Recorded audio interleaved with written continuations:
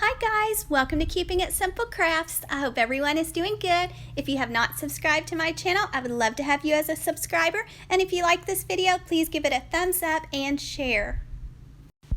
Today I'm going to be making a fall centerpiece. So I picked up this canister at Dollar General for $5. You will also need some foam from Dollar Tree. I picked up that pumpkin at Hobby Lobby, and my Floral Picks all came from Dollar Tree. For this centerpiece, you'll need 2 of the hydrangea picks, and they come in lots of different colors this year.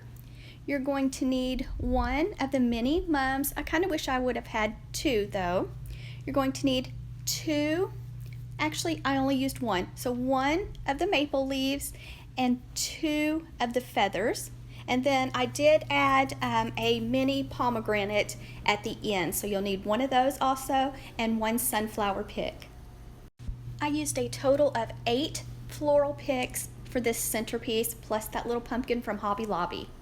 You can use whatever kind of container you would like for your vase, and I just cut my foam to fit it and hot glued it to the bottom of the canister. Now I put the mini mums in the center. I didn't trim them at all, but for the yellow or the gold hydrangeas, I did trim the stems shorter, but when I placed them, some on the left, some on the right of the mini mums, I did keep them together. Who can guess what that sound was that you just heard? Okay guys, sorry, back to the floral arrangement. So I just made sure and kept the flowers grouped together as if I didn't cut the stems shorter. So I placed a group of them on the left and then another group on the right, so that it looks like that they're really still bunched together in one piece, even though it's several pieces put together. You could add a dot of hot glue on the end of each stem before you push it into the foam if you want to make your arrangement a little bit more stable. I took the maple leaves and I just cut them into smaller pieces, and I just went along the very bottom of the floral arrangement, just that bottom circle closest to my canister. I added the fall leaves. Now you could add some moss or some raffia or straw or something if you're afraid the vase, like the foam inside, will show, but I had enough in mind that it did not show, so that's optional. Next I decided I needed some more picks, so here's the mini pomegranates and then the sunflower pick, and I just cut them into smaller pieces too.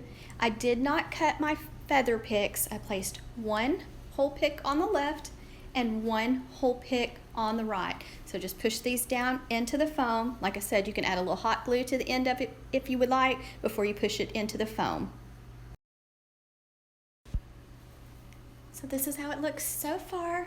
So I decided to take my sunflower pick, which I think it said like sunflower bouquet or fall bouquet. The tag was already off of it, but it had other things besides just sunflowers.